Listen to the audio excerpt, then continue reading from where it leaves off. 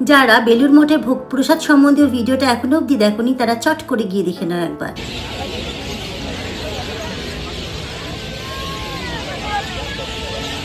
কর্মব্যস্ত জীবনে এক টুকরো শান্তির খোঁজে তোমরা চলে আসতেই পারো বেলুড় মঠে আমার মতো। আগের ভিডিওতে আমি শেয়ার করেছিলাম দুপুরবেলায় ভোগ প্রসাদের পর বাকি সময়টা আমরা বাইরে কিভাবে কাটিয়েছিলাম, আর এখন শেয়ার করে নেব সন্ধ্যারতি দেখার উদ্দেশ্যে যখন বিকেল 3টের পর আমরা এখানে প্রবেশ করছি তখন আমরা কি কি দেখে নিচ্ছি। এই যে হুইল চেয়ারটা দেখছো, এরকম প্রচুর হুইল চেয়ার কিন্তু বিনামূল্যে প্রোভাইড করেন এখান থেকে বৃদ্ধা এবং অসুস্থ মানুষজনদের জন্য। এখানে কিন্তু তোমরা অতিথিশালাও পেয়ে যাবে। যারা দূর দূরান্ত থেকে আসতে চাও তারা রামকৃষ্ণ মিশনের মাধ্যমে জেনে নিতে পারো কিভাবে বুকিং করতে হয়। আর এই হচ্ছে অভেদানন্দ কনভেনশন, যার সময়সূচি কিন্তু বাইরে দেওয়া রয়েছে, দরকার পড়লে তোমরা পজ করে দেখে নিতে পারো।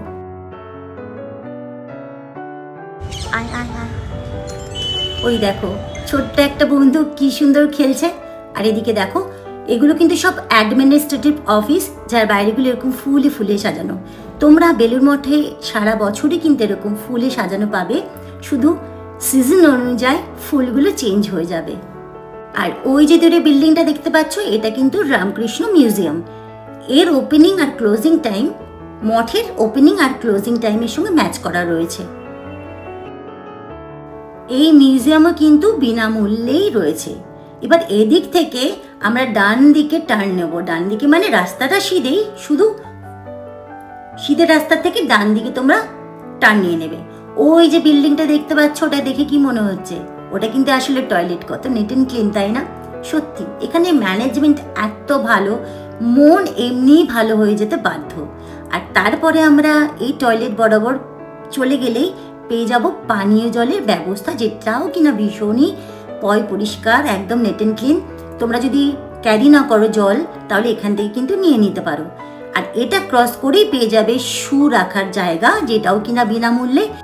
এখানে এই থলে ব্যাগগুলো দেখতে পাচ্ছ, এখানে কিন্তু তোমরা তোমাদের ফ্যামিলি শুগুলো একসঙ্গে জড়ো করে এনাদের কাছে দিয়ে দেবে।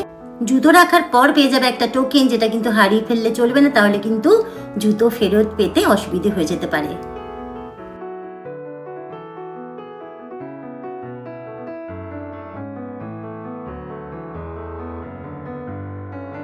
এখান থেকেই না এক পা এগিয়ে তোমরা পেয়ে যাবে লাইব্রেরি, যেখানে কিনা ঠাকুর শ্রী রামকৃষ্ণ এবং স্বামীজির ছবি, বই, সিডি সবই পেয়ে যাবে।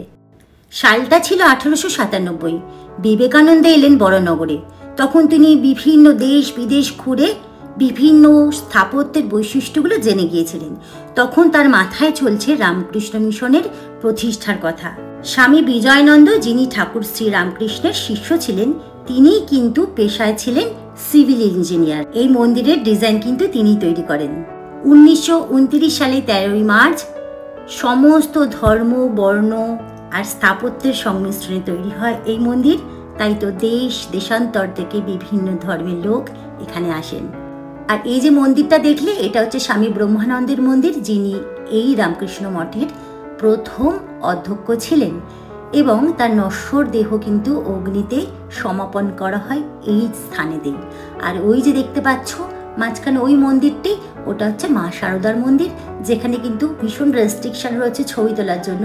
আর এখানে দেখেছো মানুষজনরা কি সুন্দর বসে নিজেদের মতো করে সময় কাটাচ্ছে।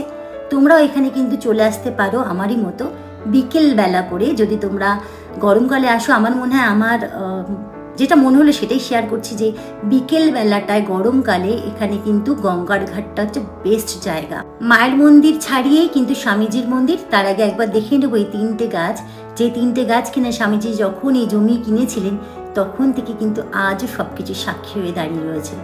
স্বামীজির পুরো মন্দিরটা এক চক্কর ঘুরে নেব, আর তার সঙ্গে তোমাদেরকে দেখিয়ে দেবো স্বামীজি যে বেলগাছের তলায় বসে থাকতেন তার শিষ্যদের সাথে, এবং তার খুবই এটা প্রিয় গাছ ছিল, যে গাছের তলাতে উনি সময় কাটাতে ভালো তো বাসতেনি, তার সঙ্গে ওনার নিজস্ব ইচ্ছা প্রকাশ করে গিয়েছিলেন তার নশ্বর দেহ যাতে এখানেই অগ্নিতে সমাপন করা হয়।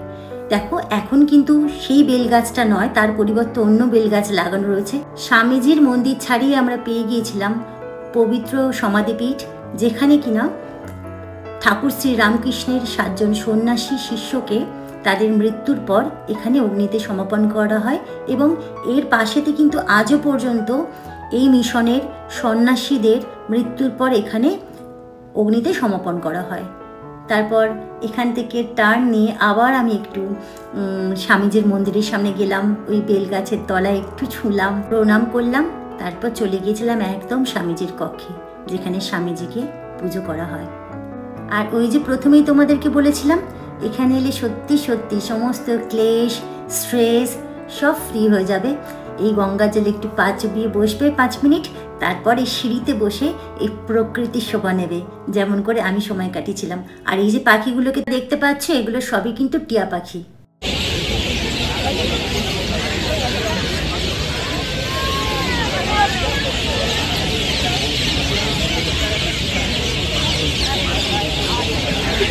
ভালো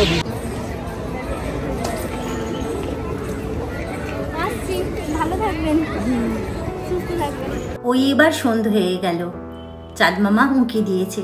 এবার চলো গুটি গুটি পায় মন্দিরের সামনে যাই, কারণ সন্ধ্যা আরতি আরম্ভ হবে। তবে সন্ধ্যা আরতি কিন্তু তোমাদেরকে ভিডিওতে দেখাতে পারবো না, তাই বাইরে যে বড় বড় স্ক্রিনগুলো লাগানো আছে তার থেকে একটা ঝলক দেখিয়ে দিচ্ছি।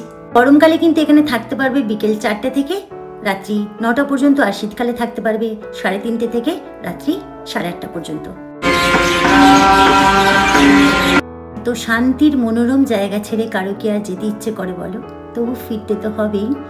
আর তোমাদের আগের ভিডিওতে বলেছিলাম আমি ফেরিঘাট হয়ে ফিরবো, আর তার সব কিছুই তোমাদের সঙ্গে শেয়ার করে দিচ্ছি। দক্ষিণেশ্বর দিন না দুটো 22 টাকা দিচ্ছি।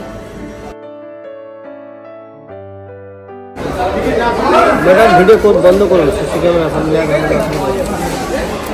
এত বকাঝকা খেতে খেতে তোমাদের জন্য কিন্তু আমি এখনো পর্যন্ত ভিডিও বানিয়ে যাচ্ছি, আর তোমরা কিন্তু কেউ সাবস্ক্রাইব করছো না। ঠিক আছে, চলো লঞ্চে যখন চলেই এসছো তোমরা শেষ অবধি দেখে নাও। আর এই লঞ্চে আমি একটা কোনায় জায়গা করে নিয়েছিলাম গঙ্গার ওপারটা দেখার জন্য, তোমাদের সঙ্গে শেয়ার করে নিচ্ছি। আর যাবার আগে তোমাদের বলে নিই, আমরা নামলাম দক্ষিণেশ্বরে, আর এখানকার স্টেপগুলো কিন্তু ভীষণই উঁচু। এখানে কিন্তু খুব দেখে শুনে নামবে, নাহলে কিন্তু স্লিপ খেতে পারো।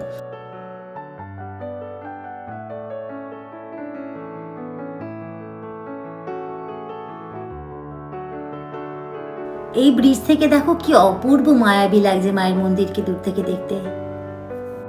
এরকম আরো ভিডিও পাওয়ার জন্য অবশ্যই সাবস্ক্রাইব করে নিও বঙ্গসোলকে। দেখা হবে নেক্সট ভিডিওতে।